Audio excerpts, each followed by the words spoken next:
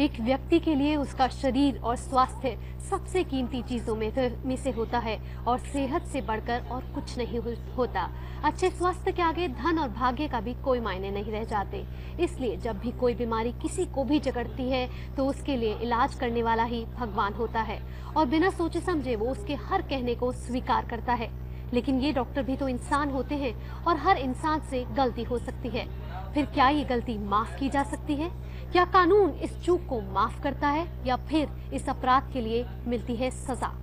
नमस्कार, स्वागत है आपका हमारे इस खास कार्यक्रम लीगल पॉइंट में। मैं हूं भावना नैयर और आज इस खास चर्चा का विषय है डॉक्टरों की लापरवाही का कानूनी इलाज। हमारे साथ लीगल और मेडिकल एक्सपर्ट मौजूद हैं स्टूडियो में। हमारे साथ डॉक्टर के अग्रवाल हैं, आप सदस्य हैं आचार समिति के मेडिकल काउंसिल ऑफ इंडिया से। डॉक्टर अग्रवाल, आपका बहुत बहुत स्वागत है। उनका साथ देने के लिए हमारे साथ डॉक्टर संजीव मलिक हैं, आप पूर्व राष्ट्रीय अध्यक्ष हैं भारतीय चिकित्सा संघ से। डॉक्टर मलिक, आपका भी स्वागत है। और उनका साथ देने के लिए हमारे साथ बहुत ही महत्वपूर्ण लीगल एक्सपर्ट मौजूद हैं, आप जयेश गौरव हैं, आप अधिवक्ता हैं सुप्रीम कोर्ट से। मिस्टर गौरव, आपका भी स्वागत है। और दर्शकों, अगर आप भी हमारी इस चर्चा का हिस्सा बनना चाहते हैं, डॉक्टर की लापरवाही से जुड़ा कोई भी सवाल आप हमसे पूछना चाहते हैं या इस कार्यक्रम का हिस्सा बनना चाहते हैं, अपनी कोई राय रखना चाहते हैं, कोई सवाल रखना चाहते हैं, तो आप अभी हमें कॉल कर सकते हैं। हमारा नंबर आप नोट कर सकते हैं। हमारा टोल फ्री नंबर है 1800115314 और हमारा दूसरा नंबर भी आप नोट कर सकते हैं 23035420। अगर आप दिल्ली के बाहर के कॉलर हैं तो दिल्ली का STD कोड 011 लगाना ना भूलिएगा। कार्यक्रम की शुरुआत डॉक्टर अग्रवाल मैं आपके साथ करना चाहूंगी। आज एक चिकित्सा सामाजिक जिम्मेदारी है, ये हम सब जानते हैं, ये एक सेवा है, लेकिन फिर भी कहीं ना कहीं लापरवाही के केसेस काफी मात्रा में बढ़ रहे हैं। तो अगर हमें लापरवाही को सबसे पहले समझना हो एक आम आदमी के लहजे से कि जो उसके साथ लापरवाही हुई चिकित्सा के दौरान, तो ये एक्चुअली लापरवाही है क्या? तो तीन चीजें हैं। एक प्रोफेशनल मिसकंडक्ट है जो कोड ऑफ कंडक्ट है हमारा मेडिकल के अंदर में, जैसे patient should not be neglected. बिल्कुल। पेशेंट की सीक्रेसी आप इन्फॉर्म नहीं कर सकते, आप ऐड नहीं दे सकते, पेशेंट की फोटो बिना उसकी मर्जी के नहीं पहुंचा सकते, इमरजेंसी में आप ट्रीटमेंट का मना नहीं कर सकते, अगर पेशेंट को जरूरत है ट्रीटमेंट की अननेसेसरी इन्वेस्टिगेशन नहीं कर सकते, ओवर चार्ज नहीं कर सकते।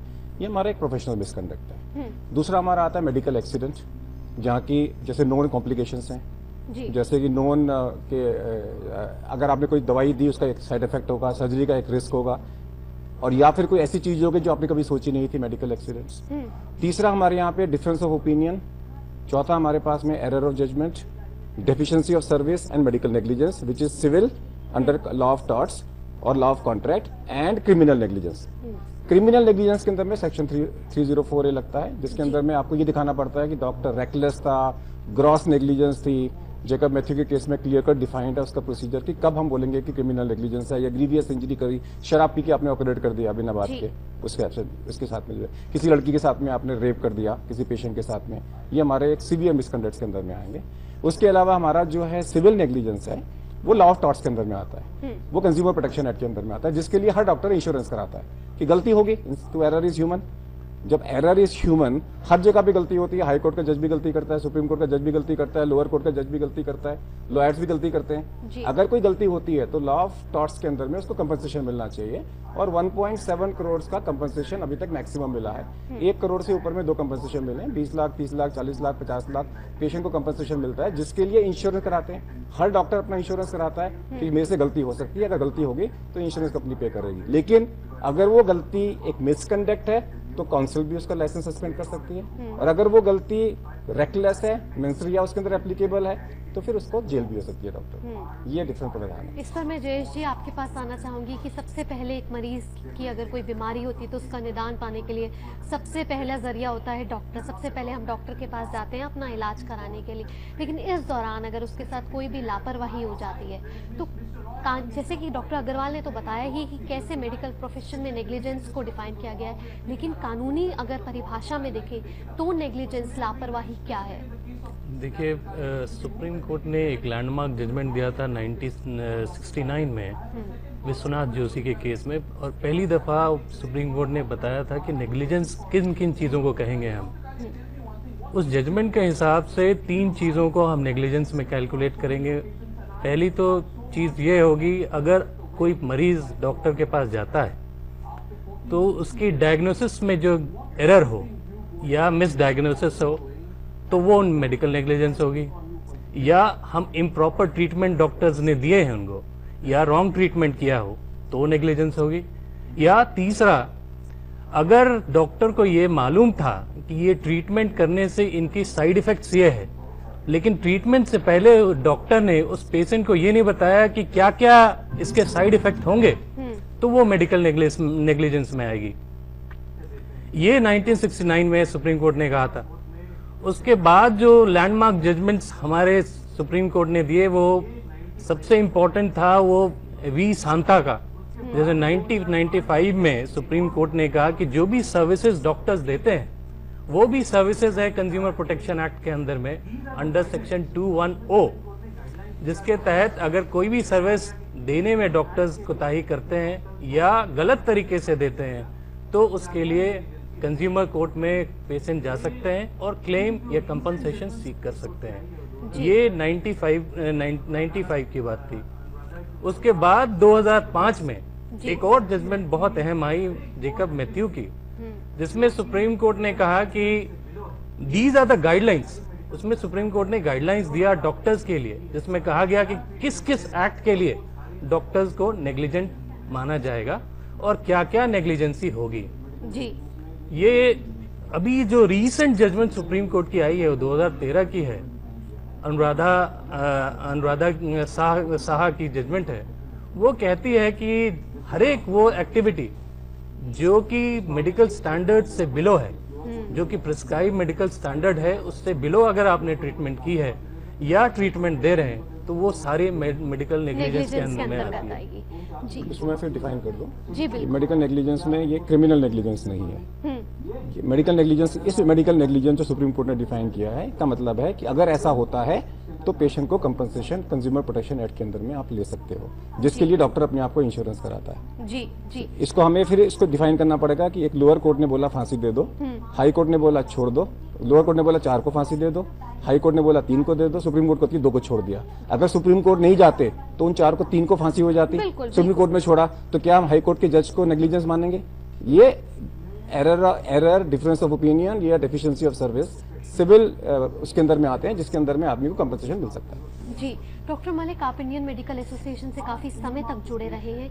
आप क्या मानेंगे कि किस तरीके के ज्यादातर जो केसेस मामले आते हैं लापरवाही के, वो कौन से होते हैं? क्या ये सिर्फ डायग्नोसिस और इलाज करने तक ही सीमित रह जाते हैं या उससे आगे भी लापरवाही के केसेस आपके सामने आए हैं? देखिए, मैं नेग्लिजेंस, प्रोफेशनल नेग्लिजेंस, इसकी परिभाषा को थोड़ा सा और विस्तार पूर्वक पहले आपको समझाऊं। भारत एकमात्र देश है विश्व में जहां पे डॉक्टर की गलती, और ये हमारे सुनने वालों के लिए भी बहुत जरूरी है, जी, ये ठीक है या गलत है इस पे मैं कमेंट नहीं करूंगा, डॉक्टर की कोई एक गलती पे वो साइमल्टेनियसली 4 जगह पे विक्टिम करार दिया जा सकता है सेम गलती पे। कंज्यूमर कोर्ट में, जी, सिविल कोर्ट में, क्रिमिनल पुलिस केस के अंदर और मेडिकल काउंसिल में। जी, हमारे देश के कानून में कोई ऐसा बार नहीं है कि अगर मैं एक मरीज की हैसियत से, एक सफरिंग मरीज की हैसियत से अगर सोचूं मेरे डॉक्टर ने गलती करी तो मैं इन 4 जगह पे पैरेलल जा सकता हूं। तो क्या ये पूरे प्रोसेस को और जटिल नहीं बना देता? जी, मैं इसी पे आ रहा जी। हूं, मैं इसी पे आ रहा हूं कि एक ही पेशेंट पुलिस में कंप्लेंट कर देता है, कंज्यूमर कोर्ट में कंपनसेशन मांग लेता है, मेडिकल काउंसिल में चला जाता है और सिविल कोर्ट में सेपरेटली जा सकता है।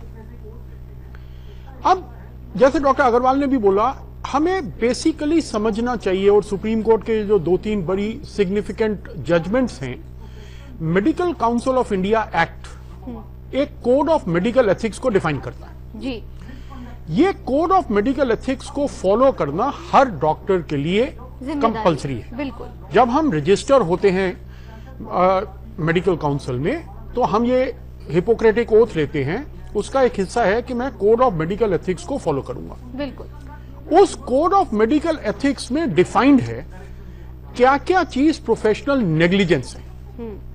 नंबर 1, दूसरा डिफाइंड है क्या क्या चीज मिसकंडक्ट है। अब मिसकंडक्ट में भी जब जैसे हमारा लॉ 65 साल की आजादी के बाद लॉ हमारा मैच्योर्ड हो रहा है, डिफरेंट जजमेंट्स आती हैं, एक्ट अमेंड होता है, तो उस मिसकंडक्ट में भी सिविल क्रिमिनल दो अलग डायरेक्शन में हम जाना शुरू कर देते हैं।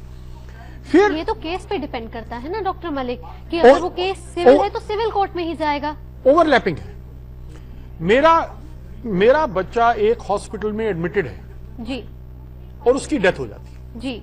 मैं आपको एक प्रैक्टिकल एक्सपीरियंस बता रहा हूं जो हम लोग जो प्रैक्टिस करते हैं रोज फेस करते हैं, मेडिकल एसोसिएशन और मेडिकल काउंसिल रोज फेस करती हैं। जैसे ही उसकी डेथ हुई और रिलेटिव्स को ये लगा कि डॉक्टर्स की गलती है, तो पहले चीज क्या होती है, वहां लड़ाई शुरू हो जाती है, मारपीट शुरू हो जाती है, शीशे तोड़ने शुरू कर देंगे, पुलिस में कंप्लेंट कर देंगे जी। अभी एक रीसेंट जो पिछले कुछ सालों में जो कोर्ट्स की जजमेंट्स आई, मुझे एक पल के लिए आपको डॉक्टर मलिक रुकना पड़ेगा क्योंकि हमारे कार्यक्रम के पहले कॉलर हमारे साथ जुड़ चुके हैं, काफी देर से ये वेट कर रहे हैं। सीएम जेटली साहब हैं मुंबई से। जेटली साहब, आपका स्वागत है लीगल पॉइंट में, क्या कहना चाहते हैं आप? हाँ नमस्कार। देखिए, मैंने सरकारी अस्पताल में अपना हार्ट का एंजियोप्लास्टी करवाया। उस समय उन्होंने जो उसमें केमिकल डाई जाती है जी, वो अंदर इंसर्ट की मेरे में जो, तो उस डाई के कारण मैं 3 महीना जो बोलते हैं शरीर में से वो तत्पर बोलते हैं, रेशेस बोलते हैं, जो भी बोले जख्म हो गया 3 महीना। तो मैंने उनकी कंप्लेंट की तो क्या बोलते हैं कि मेरा कुछ डायबिटीज है उसके कारण ये हो रहा है, पहली बात। और उसके बाद 3 महीने तक तो उन्होंने हैवी डोज की दवा दी थी, मुझे उसका साइड इफेक्ट वो लिया जी। तब तक मैं 3 महीना करके बुलाते समय गया तो उन्होंने नॉर्मल दवाइयाँ देनी चालू कर दी। उसके बाद फिर से गया तो उनका कोई जूनियर डॉक्टर ने मुझे फिर से हैवी डोज की जो ना ऑपरेशन टाइप पे दवाइयाँ देते हैं वो जी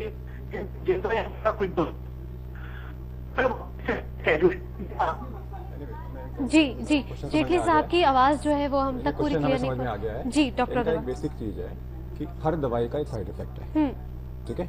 समीरा कोहली का एक बहुत इंपॉर्टेंट प्रभा मनचंदा का केस है सुप्रीम कोर्ट का, जिसमें यह डिस्कस हुआ था कि कंसेंट कौन सी होनी चाहिए, अमेरिकन जी कि ब्रिटिश कंसेंट इंडिया में एप्लीकेबल होनी चाहिए। अमेरिकन कंसेंट के अंदर में 0.1% भी अगर किसी चीज का रिस्क है तो आपको बताना है, और ब्रिटिश के अंदर में 1 to 10% के रिस्क आपको बताने हैं। तो कंसेंट फर्ज ये फॉर्म बनता उसके लिए है, भरवाया जाता है ना कंसेंट डॉक्टर? फॉर्म नहीं जी। आपने हर ट्रीटमेंट में, हर दवाई में, आपने हर सर्जरी में बताना है। जैसे एंजियोग्राफी करी, डाई दी, तो आपको बताना है इसमें रैश हो सकता है, इसके अंदर में ये रिएक्शन हो सकती है, ये रिएक्शन हो सकती है, ये रिएक्शन हो सकती है। अब ये सारा बताओगे तो फिर केस नहीं होगा। अगर आपने नहीं बताया और हो गया, एक आईएसओ सर्टिफिकेशन होता है। ऐसे हर डॉक्टर जो बोल रहा है वो हर वर्ड डॉक्टर का आईएसओ सर्टिफिकेशन होना चाहिए। जो बोलते हो वो करो। अनएक्सपेक्टेड पेशेंट के साथ में कुछ नहीं होना चाहिए। अगर पेशेंट को आप बता देते हो सारे साइड इफेक्ट्स, तो लिटिगेशन को मतलब नहीं। यहाँ लिटिगेशन इसलिए हो रहा है, वो परेशान इसलिए है, आपने बताया नहीं। जी जी डॉक्टर अग्रवाल, अभी वक्त हो चला है ब्रेक का। ब्रेक के बाद हम बात करेंगे कि कैसे हम इस लापरवाही से बच सकते हैं और कैसे आपको जागरूक रहने की जरूरत है। दर्शकों, हमारा डॉक्टरों के पेशे पर कोई भी उंगली उठाने का सवाल नहीं है। हम आपको बस आज इस लीगल पॉइंट के जरिए कानूनी जागरूकता फैलाना चाहते हैं ताकि आप कोई भी चिकित्सा के दौरान लापरवाही से ना गुजरे। लौटते हैं इस छोटे से ब्रेक के बाद।